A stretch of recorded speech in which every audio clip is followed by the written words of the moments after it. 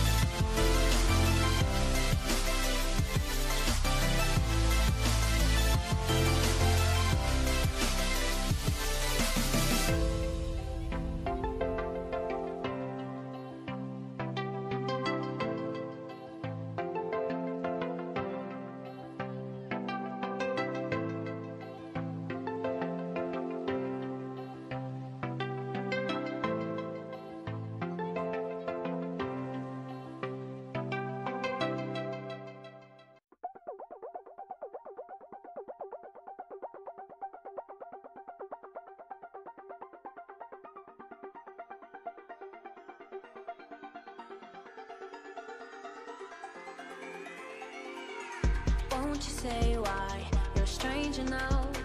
Your eyes escape mine when I sit you down. Don't you feel like we're holding on onto a fairy tale, but the magic's gone? Been months of bluffing the blushes and faking the butterflies.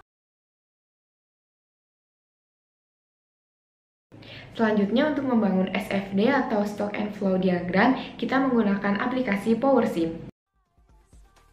Wake up, yeah, I'm kicking the castle down. Ooh, yeah, I think it's time to talk. Ooh, yeah, I think it's time to talk. Selanjutnya kita membuat SFD. Pertama-tama kita menggunakan tools level. Kemudian kita isi dengan persediaan bahan baku kopi. Setelah membuat level, kemudian kita menggunakan tools flow atau red. Kemudian kita isi dengan panen kopi. Kemudian kita isi lagi dengan flow atau red. Dan kita isi dengan gagal panen kopi. Kita isi dengan import. Setelah membuat level dan flow-nya atau red-nya, selanjutnya kita hubungkan dengan tanda tambah. Dari import ke persediaan bahan baku. Kemudian dari panen kopi ke persediaan bahan baku. Dan gagal panen ke persediaan bahan baku. Selanjutnya kita akan membuat level yang kedua dan kita isi dengan permintaan kopi. Selanjutnya kita isi lagi dengan flow. Selanjutnya kita buat lagi flow-nya dan kita isi dengan konsumsi kopi. Kemudian kita buat flow lagi dan diisi dengan penurunan daya konsumsi. Selanjutnya saya akan membuat auxiliary yang diisi dengan konsumsi dalam negeri dan konsumsi luar negeri.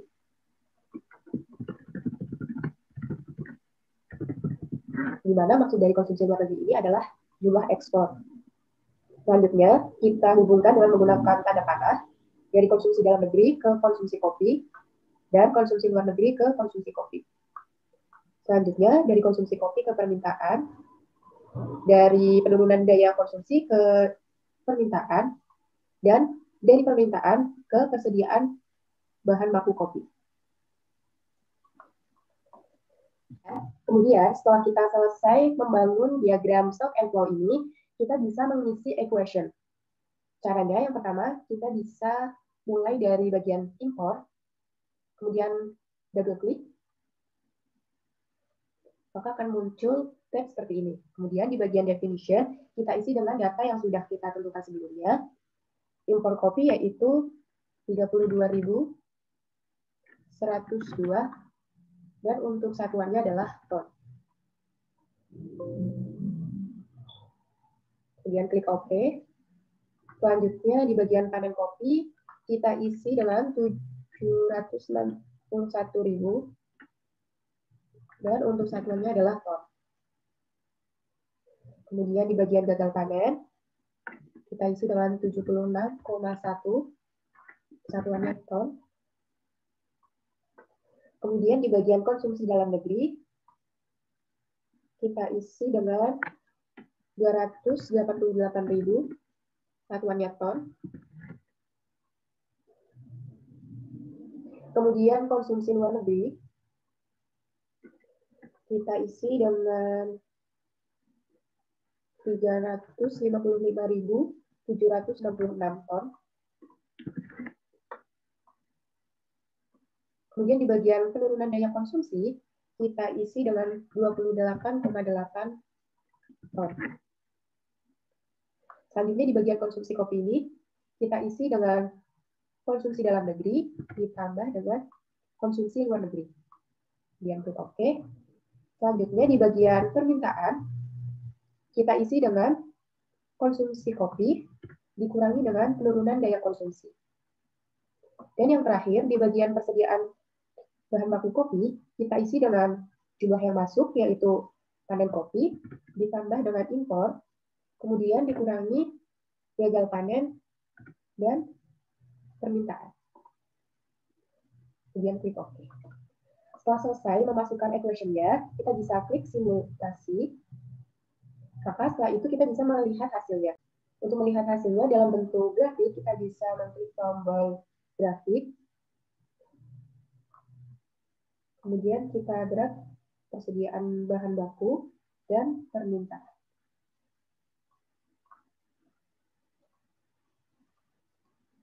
Kita bisa beri judulnya, ini antara persediaan bahan baku kopi dan jumlah permintaan.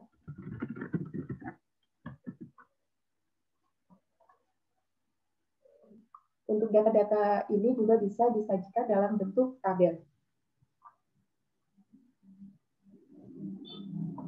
Dengan menggunakan tabel ini, kita bisa melihat angka pasti dari data yang diinginkan.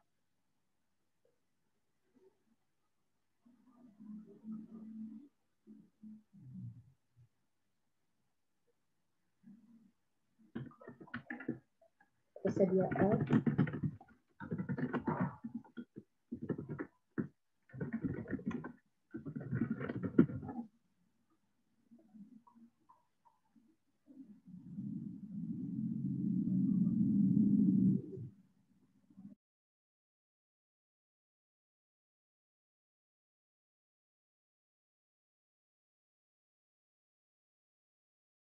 Berdasarkan hasil simulasi yang telah dilakukan, maka dapat ditarik kesimpulan bahwa yang pertama, jumlah permintaan dan persediaan bahan baku pada tahun 2018 hingga tahun 2025 selalu meningkat.